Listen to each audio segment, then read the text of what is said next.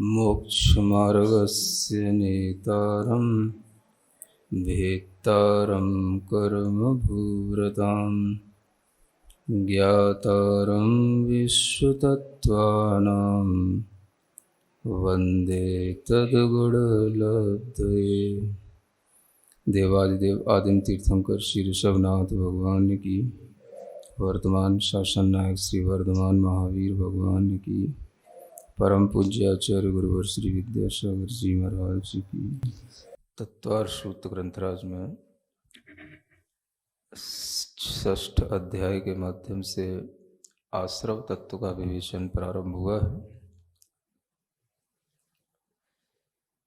आश्रव के 3 जो रूप हैं वो कल बताए गए थे, मन से, वचन से और काय से।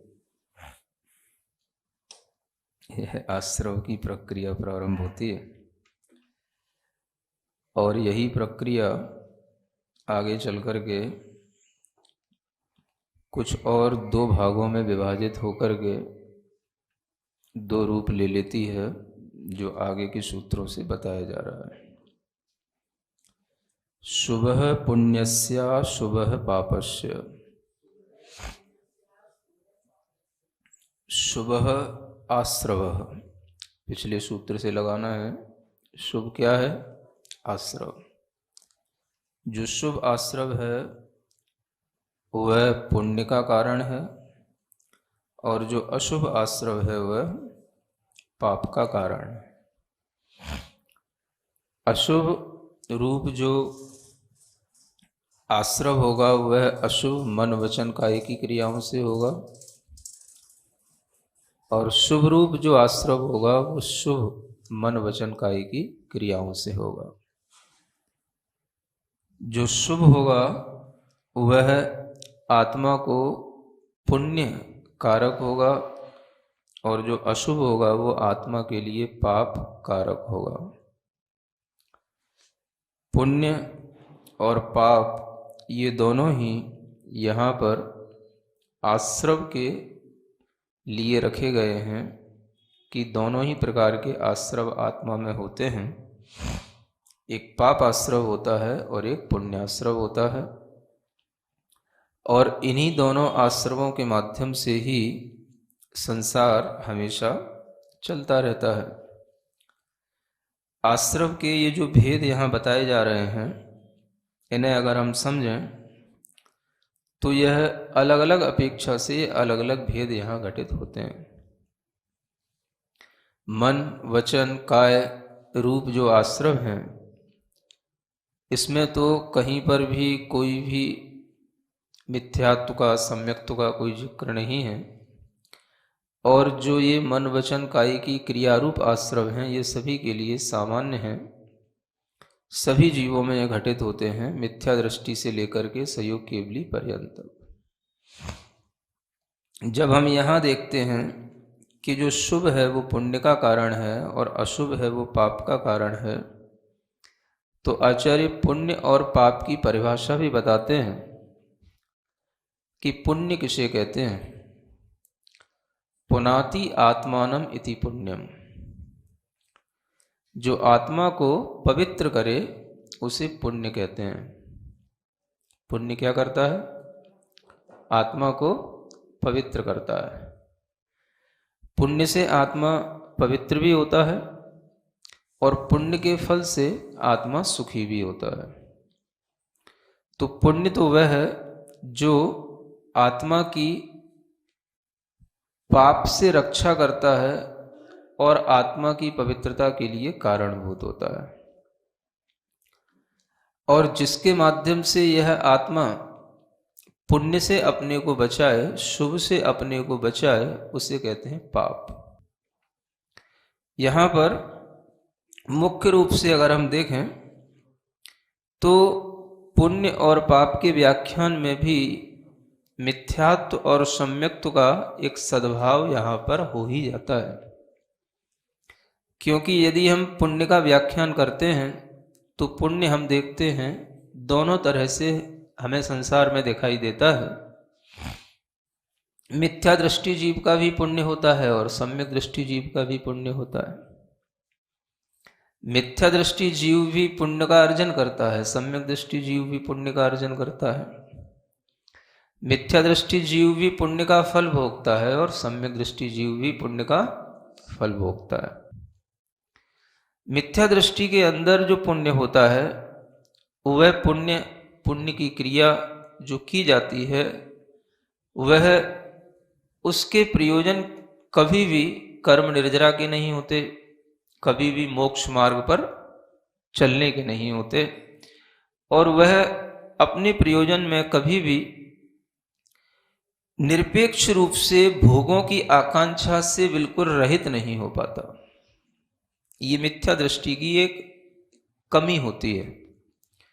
सम्यक दृष्टि जीव का यही भाव बिल्कुल विपरीतता में जाता है। वह पुण्य तो करता है लेकिन पुण्य भोगों की आकांक्षा के साथ नहीं करता। पुण्य का कार्य तो करता है लेकिन उन पुण्य के फल से संसार के किसी भी सुख की, वैभव की इच्छा के साथ नहीं करता। तो सम्यक दृष्टि का जो पुण्य फल है वो अलग तरह से फलता है और मिथ्या दृष्टि का जो पुण्य फल है वो अलग तरह से फलता है। इसी कारण से शास्त्रों में पुण्य के दो भेद किए जाते हैं। एक कहलाता है पुण्यानुबंधी पुण्य और एक कहलाता है पापानुबंधी पुण्य।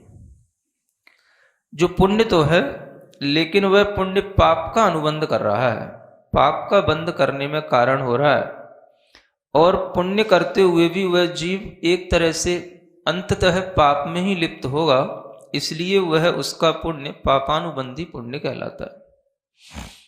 और इधर जो पुण्यानुबंधी पुण्य होता है, जो पुण्य कर रहा है पुण्य के लिए ही, यानी पुण्य के माध्यम से उसकी आत्मा और पवित्र होती चली जा रही है। पुण्य के माध्यम से उसको पुण्य का बंध हो रहा है, यानी वह और ज्यादा अपनी आत्मा को अभी भी पवित्र कर रहा है। आगे भी जब भी कभी उसको पुण्य का फल मिलेगा वो अपनी आत्मा के पवित्रता में ही उसका पुण्य फल कारण बनेगा, विषयासक्ति में उसका पुण्य फल कारण नहीं बनेगा। ये बहुत बड़ा भेद होता है। सिद्धांत की दृष्टि से ही ये भेद संभव है और सिद्धांत के माध्यम से ही हमें पुण्य के कारण, पुण्य के भाव और पुण्य के फल ये सब अलग अलग दिखाई देते हैं। पाप के कारण, पाप के भाव और पाप के फल ये सब भी अलग अलग दिखाई देते हैं। जो हमें पुण्य के कारण होते हैं वो हमारे लिए अनेक तरह के सम्यक्त भाव हैं, व्रति आदि के भाव हैं, जो निष्प्रमाद होकर के प्रवृत्ति करने के भाव हैं, जिनेंद्र भगवान की आज्ञा पालने के भाव हैं, अणुव्रत महाव्रतों का पालन करने रूप भाव हैं। ये सभी भाव पुण्य के संपादक होते हैं। और इन भावों में यदि कहीं पर भी भोगाकांक्षा नहीं है तो वह पुण्य आत्मा के लिए हितकर होता चला जाता है, आत्मा को पवित्र बनाता चला जाता है, और उस पुण्य से आत्मा को कभी भी संसार में भटकना नहीं होता। लेकिन जो इसके विपरीत मिथ्या दृष्टि जीव का पुण्य होता है वह पुण्य उस आत्मा के लिए भोगों की आकांक्षा के साथ चलता है। वह व्रत भी पालन करता है, किसी भी तरह की धर्मवर्धनी क्रियाएं भी करता है, तो भी वह अपने अंदर भोगों की आकांक्षा का भाव लिए रहता है, सांसारिक सुख की इच्छा का भाव लिए रहता है। इस कारण से उसका वह पुण्य या तो अगले भव में उसे विषयों में ही आसक्ति वाला फल देता है, जिसके कारण से वह फिर उस पुण्य का फल तो प्राप्त कर लेता है लेकिन उन विषयों को छोड़ नहीं पाता, और अंततः उसे निदान भाव आदि के कारण से या भोगाकांक्षा रूप परिणाम होने के कारण से उसे नरक आदि में ही जाना होता है। किंतु जो सम्यक दृष्टि जीव होते हैं वो भी पुण्य का फल देवगति आदि में भोगते हैं, मनुष्य आदि बनते हैं, बड़े बड़े चक्रवर्ती, बलदेव आदि, तीर्थंकर आदि पदों को प्राप्त होते हैं और उस भव से मोक्ष को प्राप्त होते हैं। फल इस बात पर निर्भर करता है कि उस जीव ने जो कर्म किया है उस कर्म को किन भावों से किया है। अगर उस जीव ने कर्म को इस तरह के ही निदान भावों से किया है, भोगाकांक्षा के भावों से ही किया है, तो फिर भोग ही मिलेंगे। कर्म निर्जरा के भावों से किया है, आत्मा की पवित्रता के लिए किया है, आत्मा की विशुद्धि बढ़ाने के लिए किया है, तो अंततः उसको भी यही साधन फिर से उपलब्ध होंगे। इसलिए पुण्य को यहाँ पर आप दो रूपों में समझें, तब आप शुभ को समझ पाएंगे। क्योंकि शुभ तो बाहर की क्रिया है जो देखने में आती है, लेकिन भीतर जब शुभ उपयोग होगा तब ये शुभ रूप जो पुण्य है वो आत्मा को पवित्र करेगा। अब यहां पर चार चीजें आ गई, सुन रहे हैं? शुभ मन वचन काय तो यहां पर लिखा हुआ है, लेकिन यहां पर आपको शुभ उपयोग लिखा हुआ नहीं दिख रहा है, क्योंकि हमें मन वचन काय के साथ में शुभ जोड़ना है। तो वो मन वचन काय के साथ में शुभ जो जुड़ रहा है, अगर हम केवल मन वचन काय की क्रियाओं को ही शुभ रूप देखेंगे तो शुभ क्रियाएं हमें दोनों की दिखाई देंगी, मिथ्या दृष्टि की भी और सम्यक दृष्टि की भी। क्योंकि जो ये आश्रव है वो पहले से लेकर के 13वें गुण स्थान तक हो रहा है, तो इसमें मिथ्या दृष्टि भी आ गए हैं और सम्यक दृष्टि भी आ गए हैं। जितना जितना आप अच्छा करेंगे पुण्य उतना ही अच्छा अच्छा आपके पास आएगा। जितना आपके अंदर संक्लेश का अभाव होगा, जितना आप विशुद्धि के कार्य करेंगे, जितना आप धर्म ध्यान शुक्ल ध्यान की ओर उन्मुख होंगे, पुण्य का आश्रव उतना ही अच्छा अच्छा भी होगा। तो पुण्य तो एक संपदा है जो भावों से आती है, और धर्म ध्यान करने से भी आती है पुण्य। और जो धर्म ध्यान वस्तुतः नहीं कर रहे हैं, केवल धर्म ध्यान की करने वाली जो क्रियाएं वो कर रहे हैं, उनके लिए भी पुण्य आता है। तो मिथ्या दृष्टि के पुण्य क्रियाओं में और सम्यक दृष्टि की पुण्य क्रियाओं में यह अंतर होता है कि मिथ्या दृष्टि जीव का उपयोग तो उसका भोगाकांक्षा के साथ जुड़ा रहता है। उपयोग में उसका प्रयोजन कर्म निर्जरा करने का नहीं होता, उपयोग उसका जो है प्रयोजन आत्म विशुद्धि का नहीं होता, उपयोग उसका मोक्ष का नहीं होता, लेकिन वो पुण्य क्रियाएं करता है। तो पुण्य रूप मन, पुण्य रूप वचन, पुण्य रूप काय, ये तीनों उसके लिए बन जाते हैं, क्योंकि ये शुभ मन वचन काय के साथ उससे जुड़ जाते हैं। तो उपयोग की अशुभता होने पर भी यह शुभ रूप मन वचन काय की क्रियाएं बन जाती हैं। समझ आ रहा है? और जब उपयोग शुद्ध शुभ होगा, शुभ ही उपयोग चाहिए, बस शुद्ध उपयोग की जरूरत नहीं है। सुन रहे हैं? शुद्ध उपयोग किसी को होता भी नहीं है। उपयोग भी दो ही तरह से चलेगा, या शुभ या अशुभ। तो जब उपयोग शुभ होगा तो बस वो शुभ ही भाव रखेगा। जब मोक्ष शुभ है तो संसार से मोक्ष की यात्रा करने के बीच में अशुभ से शुभ की ही यात्रा होनी है, और कोई तीसरी चीज नहीं आनी है। शुद्ध कोई भाव नहीं होता है, दो ही भाव होते हैं। कान खोल के सुनो पढ़े लिखे लोगों, भाव कितने होते हैं? दो ही होते हैं, शुभ और अशुभ। जो संसार के भाव हैं वो सब अशुभ हैं, संसार को बढ़ाने वाले भाव हैं सब अशुभ हैं, आर्त ध्यान रौद्र ध्यान कराने वाले हैं सब अशुभ हैं, और जो संसार के विपरीत भाव हैं, मोक्ष के लिए कारणभूत भाव हैं, वो शुभ हैं। और उन्हीं शुभ भावों से पुण्य होता है, उसी पुण्य का नाम शुभ, और उसी शुभ के आश्रव से पुण्य का बंध होना। तो ये शुभ और अशुभ के बीच में मिथ्या दृष्टि और सम्यक दृष्टि का जो अंतर है वो केवल उसके अपने शुभ प्रयोजन से है और अशुभ प्रयोजन से है। प्रयोजन समझते ना? कर तो रहे हो, किसके लिए कर रहे हो, बस इसका नाम है प्रयोजन। तो जब शुभ प्रयोजन होता है तो मोक्ष का प्रयोजन ही शुभ प्रयोजन कहलाता है। संसार में कोई शरण नहीं, संसार अनित्य है, संसार दुख रूप है, संसार अनात्म स्वरूप है, संसार अशुभ है। और मोक्ष तद विपरीत आत्मा, मोक्ष इससे विपरीत है। तो मोक्ष शुभ है, मोक्ष नित्य है, मोक्ष सुख रूप है, मोक्ष ही हमारे लिए शरण रूप है। ये मोक्ष का स्वभाव हो गया। तो दो ही तरह के स्वभाव हैं, दो ही तरह के भाव हैं, दो ही तरह के आश्रव हैं। आपको दो ही चीजों पर ध्यान देना है। शुभ पर या अशुभ पर।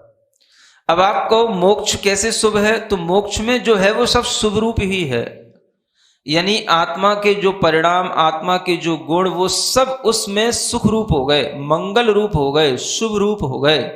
बस शुभ ही शुभ है। समझ आ रहा है? अब उस शुभ को आप चाहे शुद्ध कह लो चाहे कुछ कह लो, वो शुभ का ही अंतिम रूप है वही, लेकिन है दो ही चीजें, शुभ या अशुभ। तो जो अशुभ है वो तो मिथ्यात्व के साथ तक रहता है, और शुभ है वो सम्यक्त से शुरू होता है, सही से जो शुभ है वो, है ना। और कहां तक चलता है? मोक्ष तक साथ में रहता है वो शुभ। आत्मा पवित्र होना शुरू हो गई, सम्यक दर्शन का भाव आया, आत्मा पवित्र हुई। कैसे पवित्र हो गई? अनंतानुबंधी कसाय का अभाव हो गया, मिथ्यात्व का मल नष्ट हो गया, इतना शुद्धता आ गई, यही शुभ हो गया, उसके लिए मंगल हो गया। यही शुभ होते होते आत्मा विरति से दूर हुई, प्रमाद से दूर हुई, योगों से भी दूर हुई, और पूर्णतया अब वो शुभ हो गई। अब वहां यूं नहीं कहना कि वहां शुभ है तो पुण्य का आश्रव हो रहा है क्या। पुण्य का आश्रव तो जहां तक होना है वो बताया गया है और आगे भी बताया जाने वाला है, लेकिन वह पुण्य रूप है, शुभ रूप है। आत्मा वहां पर भी अब हमें, अगर हम स्मरण करेंगे उस आत्मा का, तो आत्मा उस स्थान से भी आज भी हमारे लिए पुण्य बंध में कारण है। आचार्य समंतभद्र महाराज, आचार्य उमा स्वामी महाराज, आचार्य अकलंग देव, आचार्य पूज्यपाद, आचार्य विद्यानंदी महाराज, तमाम ये सब आचार्य इसी भाव के साथ आगे चलते हैं। कोई तुम्हें शुद्धोपयोग करने से शुद्ध का चिंतन नहीं हो जाएगा, इसी का चिंतन करो। संसार अशुभ है, मोक्ष शुभ है, संसार अनित्य है, मोक्ष नित्य है, बस इतना ही चिंतन करो, इसी से सब कुछ होना है। शुभ भाव पहले लाओ, शुभ तो हो नहीं रहा, सीधा शुद्ध की बातें करने लग जाते हैं लोग। इन सिद्धांतों के अलावा जब आप आगे बढ़ोगे तो आपको कहीं कुछ नहीं मिलेगा। सिद्धांत ही वो चीज होती है जो कितना हम अपने अंदर उत्पन्न कर रहे हैं, आगे बढ़ रहे हैं, इसका पूरा नाप तौल सिद्धांत में रहता है। अध्यात्म तो सिर्फ ख्यालों की चीज है ख्याल जानते हो, बस विचारों की, ख्यालों की चीज है। वास्तव में आप क्या हो ये सिद्धांत बताएगा। गुणस्थान जो बदलते हैं वो सिद्धांत के अनुसार बदलते हैं, अध्यात्म से कभी गुणस्थान नहीं बदलते हैं। सिद्धांत बताता है कि आपके अंदर कौन सा भाव है, किस तरीके का परिणाम है, और वो परिणाम किस प्रयोजन के साथ है, उस प्रयोजन के अनुसार आपका वह भाव आपको कौन से गुणस्थान में रख रहा है, ये सिद्धांत बताएगा। कितनी कषायों की आप में कमी हुई, कितना आपके अंदर से वह मिथ्यात्व, अविरति आदि परिणाम दूर हुए, ये सब सिद्धांत बताएगा। तो सिद्धांत के अनुसार दो ही चीजें हैं, सुन रहे हैं? जो संसार है वो अशुभ है और जो मोक्ष है वो शुभ है, बस इतना जानो, है ना। तब हम आगे बढ़ेंगे, तब आपको समझा पाएंगे कि जब शुभ है तो शुभ भी सब एक तरीके का है क्या। आप कह रहे हैं सहयोग केवली को भी आश्रव होता है, तो उनका आश्रव, जो शुक्ल ध्यान कर रहे हैं उनका आश्रव, जो नीचे धर्म ध्यान कर रहे हैं उनका आश्रव, सबका एक जैसा है क्या। तो आचार्य कहते हैं उन सबका विभाजन भी हो जाएगा, लेकिन वो सब भी शुभ में ही विभाजन है। किसमें है? हाँ, देखो आगे क्या कहते हैं, सकसाया कषाययोः सांपराई केरिया पथयो हो।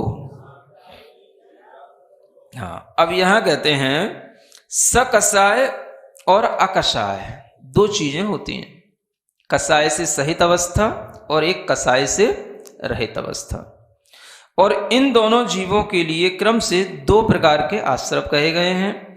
जो सकसाई जीव हैं, कसाय से सहित हैं, उनके आश्रव को सांप्रदायिक आश्रव यह नाम दिया, और जो कसाय से रहित जीव हैं, अकसाय जीव हैं, उन्हें ईर्यापथ नाम का यह आश्रव होता है, यह बताया गया।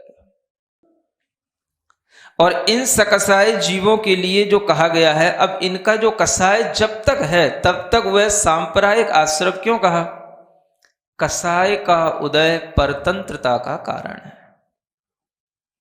परतंत्र है जीव जब तक कसाय से सहित है, क्योंकि कसाय क्या करती है? बांधती है।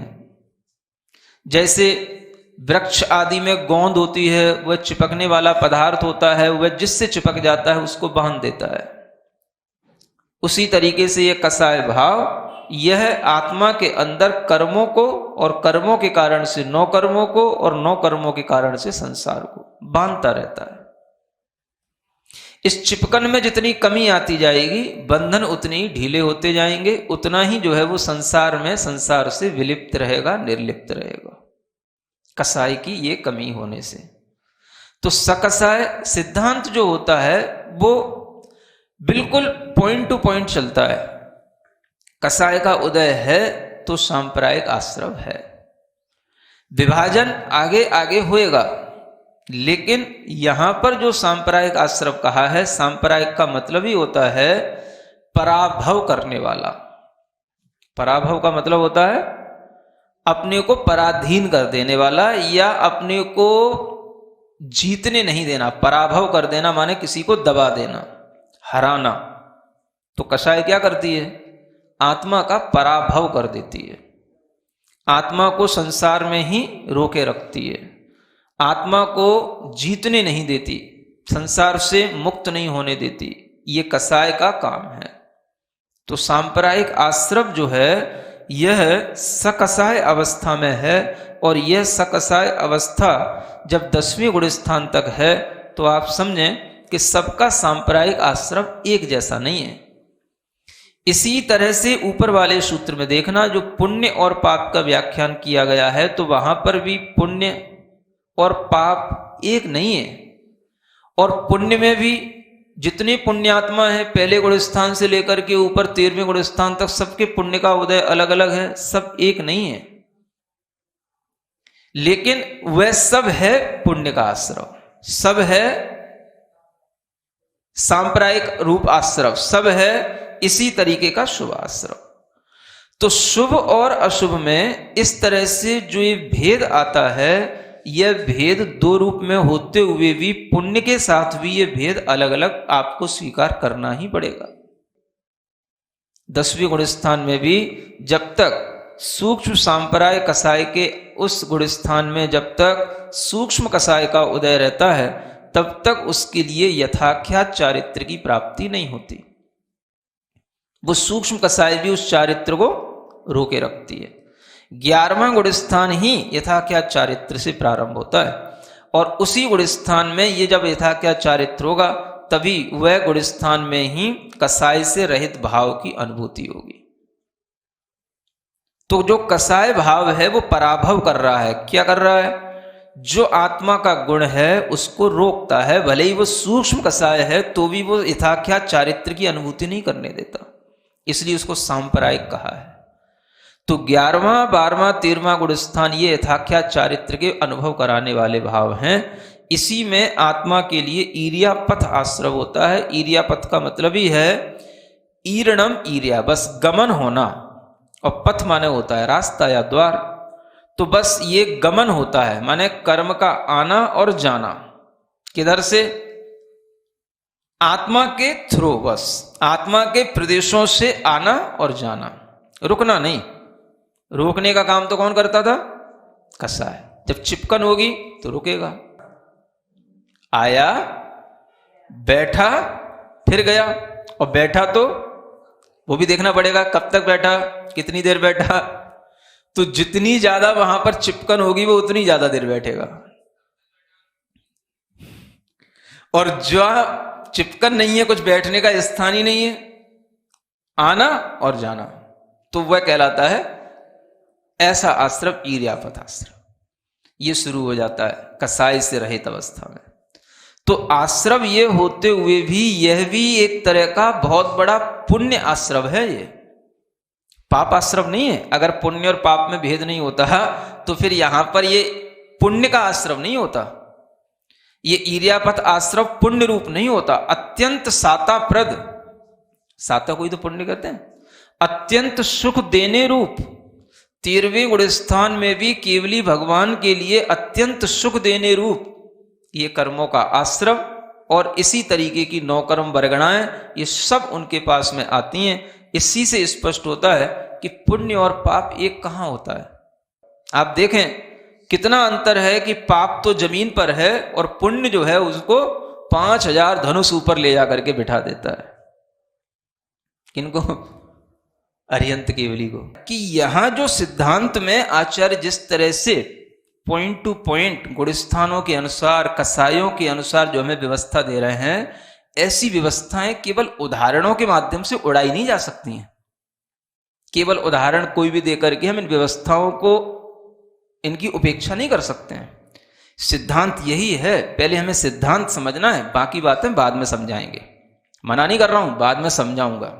जब हम समझाएंगे तभी तुम्हें समझ में आएगा, बाकी किसी की समझ में नहीं आएगा, ये भी पक्का है। समझ आ रहा है? इसलिए प्रार्थना करो कि कब मैं तुम्हें वो चीजें समझाऊं। जब तक तुम्हें ये सिद्धांत समझ में नहीं आएगा तब तक तुम्हें वो बातें भी गले में नीचे उतरेंगी नहीं, समझ में नहीं आएगा क्यों कहा जा रहा है, क्या कहा जा रहा है, किस अपेक्षा से कहा जा रहा है ना? वो विषय ही अलग है। तो इसलिए समझो 2 ही चीजों में यहां पर अंतर बताया जा रहा है। हम चाहे शुभ रूप देखें, चाहे अशुभ रूप आश्रव को देखें, चाहे कसाय से सहित होकर के देखें, चाहे कसाय से रहित होकर के देखें, लेकिन यह जो आश्रम हमें बताया जा रहा है इनके अपने अपने नाम हैं और इनका पैरामीटर है। यहां से यहां तक ये है, यहां से यहां तक ये है। वो सोने की बेड़ी और लोहे की बेड़ी का कोई पैरामीटर नहीं, ये सिर्फ उदाहरण है। इनका कोई गुणस्थानों से लेना देना नहीं, इनका कोई भी आत्मा के भावों से कोई संबंध नहीं। समझ आ रहा है ना?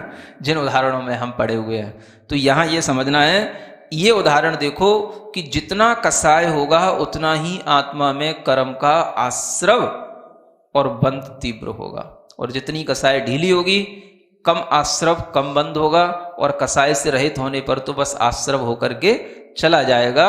इतना सूखा आत्मा में जब आत्मा का जो एक एक प्रदेश हो जाएगा तब जाकर के आत्मा कर्म बंध से रहित हो पाएगी, है ना?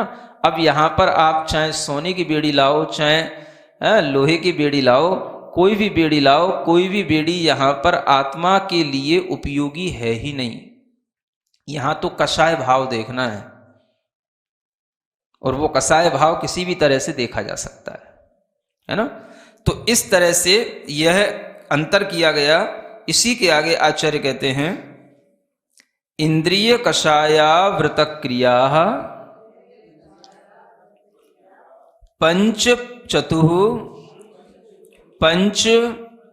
पंचविंशति संख्या पूर्वस्य भेदा, है ना? अब यहां क्या कहते हैं? पूर्वस्य माने सांप्रदायिक आश्रव के भेद बताए जा रहे हैं। वो कैसा है? इंद्रिय के माध्यम से सांप्रदायिक आश्रव होता है, 5 इंद्रियों में प्रवृत्तियां होना। कसायों के माध्यम से होता है। अव्रत माने व्रत के बिना रहना, ये भी सांप्रदायिक आश्रव का कारण है। और क्रियाएं, इन सब के भेद हैं। 5 इंद्रियां हैं, 4 कसाएं, 5 अव्रत हैं और 5 और 25 क्रियाएं हैं। तो इनके माध्यम से कर्मों का आश्रव जो होता है वह हो रहा है, और इसी में शुभ और अशुभ पना दोनों आपको देखना भी है ना? अब बाकी चीज तो आपके लिए परिचय में ही है। इंद्रियां क्या हैं, कसाएं क्या हैं, अव्रत क्या हैं, क्रियाएं जरूर यहां 25 बताई गई हैं। उन 25 क्रियाओं के नाम आचार्यों ने सर्वार सिद्धि आदि ग्रंथों में लिखे हुए हैं, जिनमें पहली क्रिया सम्यक्त क्रिया कहलाती है। कौन सी? सम्यक्त क्रिया का मतलब होता है कि जिससे हमारे अंदर सम्यक दर्शन की वृद्धि हो, ऐसी क्रिया करना। जिन चैत्य, जिन गुरु आदि की पूजा करने से, उनकी आराधना करने से सम्यक्त की वृद्धि होती है। दूसरी क्रिया कहलाती है मिथ्यात्व की क्रिया, है ना? वो उस मिथ्यात्व की क्रिया में जो भी ये जिन धर्म से या जिन लिंग से जो विपरीत है उसकी आप आराधना करेंगे, वह सब जो है मिथ्यात्व क्रिया में चला जाता है। तीसरी क्रिया होती है प्रयोग क्रिया, जो कि किसी भी व्यक्ति को जब हम कोई भी गमनागमन आदि के कार्यों में लगा देते हैं तो उससे भी कर्म का आश्रव होता है, उसको प्रयोग क्रिया कहा गया। एक होती है समाधान क्रिया, जिसके माध्यम से हम जो संयत होते हैं वो अगर अविरत जीवों के प्रति या असंयत जीवों के प्रति उन्मुख होते हैं तो उनकी उस क्रिया का नाम समादान क्रिया कहा गया है ना। फिर एक क्रिया होती है ईर्यापथ क्रिया, यानी ईर्यापथ गमन करते हुए भी जो कर्म आता है या ईर्यापथ चलते हुए भी ईर्यापथ से जो गमन होता है उस गमन से भी जो पाप का आश्रव होता है उसका नाम यहां पर ईर्यापथ क्रिया के रूप में रखा गया। फिर उसके बाद में होती है प्रादोषिकी क्रिया। उस क्रिया में प्रदोष माने होता है बड़ा दुष्ट भाव, क्रोध के आवेश का भाव। उस क्रोध के आवेश में जो क्रिया की जाएगी वो प्रादोषिकी क्रिया कहलाती है। फिर एक होती है कायिकी क्रिया। कायिक यानी उसी प्रदोष भाव के साथ में किसी दूसरे को मारने का उद्यम करना, ये कायिकी क्रिया कहलाती है।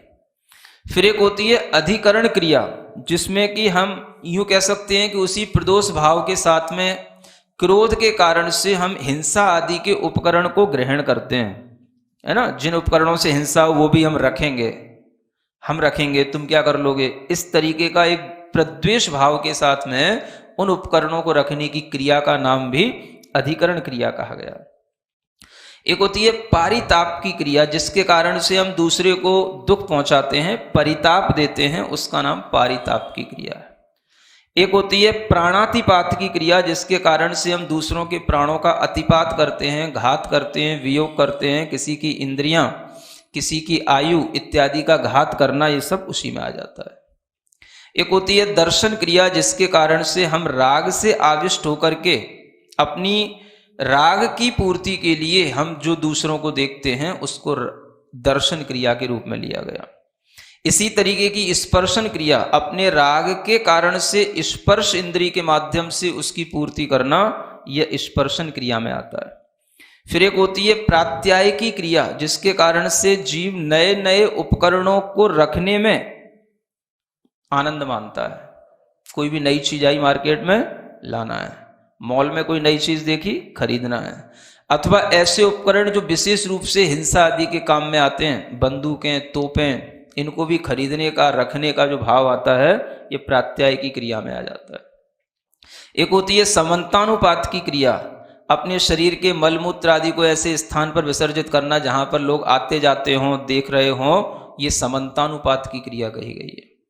एक होती है अनाभोग क्रिया, जिसमें वह बिना देखे ही, बिना सोधे ही कोई भी अपना शरीर भी कहीं पर भी बैठना, उठना या कोई भी उपकरण उठना, रखना, उठाना, ये बिना देखे सोधे की जाती है, इसको अनाभोग क्रिया कहते हैं। एक होती है स्वहस्त क्रिया, जिसमें कहा गया कि जो क्रिया दूसरे के द्वारा करने योग्य है उसे खुद करना। ऐसी कोई शरीर की क्रियाएं जो दूसरे के करने योग्य हैं, है ना, वह खुद करना, वह स्वहस्त क्रिया में आ जाता है। एक होती है निसर्ग क्रिया, जिसके कारण से वह जीव जो पाप कर रहे हैं उन पाप की करने वालों की अनुमोदना करता है, पाप में अनुमति देता है, उसको निसर्ग क्रिया कहा गया।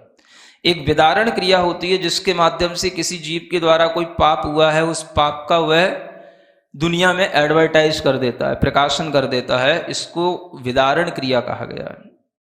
एक होती है आज्ञा व्यापाद की क्रिया, जिसके कारण से यह जीव जो आज्ञा दी गई है उसकी अवहेलना करता है। आज्ञा का मतलब जैसे जनाज्ञा है, सटावश्यकों का पालन करना, तो उनकी अवहेलना करना या उनका तिरस्कार करना, या उसके बारे में जो वो खुद नहीं कर सकता है तो दूसरों को गलत बताना, जिसको आज्ञा व्यापाद की क्रिया कहा गया।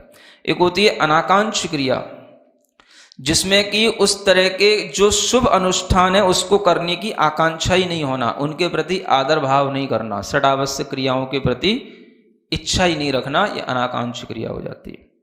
फिर आती है एक आरंभ क्रिया।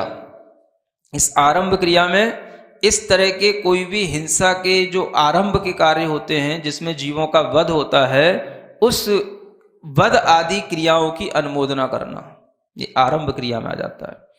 पारिग्राह की क्रिया होती है, जिसके कारण से जीव जो अपना परिग्रह रखता है उसकी सुरक्षा के भाव में लगा रहता है और उस परिग्रह को बढ़ाने के बारे में सोचता रहता है, इसको बोलते हैं पारिग्राह की क्रिया। फिर एक होती है माया क्रिया, जिसके कारण से यह जीव अपने सम्यक दर्शन, ज्ञान, चारित्र में भी मायाचार करता रहता है, ये माया क्रिया में लिया गया। और एक मिथ्या दर्शन क्रिया होती है जिसके कारण से अजीब मिथ्या दृष्टियों की प्रशंसा करता है। हाँ तुम बहुत अच्छा कर रहे हो, गलत रास्ते पर जा रहा है तब भी कहता है तुम बहुत अच्छा कर रहे हो। इस तरह की इसको यहाँ पर मिथ्या दर्शन क्रिया कहा है। और एक होती है 25वीं क्रिया, अप्रत्याख्यान क्रिया, जिसके कारण से यह जीव प्रत्याख्यान नहीं कर पाता, नियम नहीं ले पाता, त्याग नहीं कर पाता, विषयों से विरक्त नहीं हो पाता। ये 25 प्रकार की क्रियाएं आपको बताई गई हैं। इनमें यह भी कहा गया है कि एक सम्यक्त क्रिया ही जो है आपके लिए करने योग्य है, बाकी सब क्रियाएं आपको छोड़ने योग्य है ना। इतना ध्यान रखना। ये जो है आश्रव का वर्णन इतना ही आज के लिए पर्याप्त है। सिरिजिणवाणी जग कल्याणी जग जन मदतम मोहरी जणमण हारी गढ़हर हारी जम जरा भव रोग हरि तिथ्य राणम दिव्य झुणिम जो पड़ई सुणई मय्ये धारई राणम सौख मणंतम धरिय सासद मोक्ष पदम पावई सासद मोक्ष पदम पावई।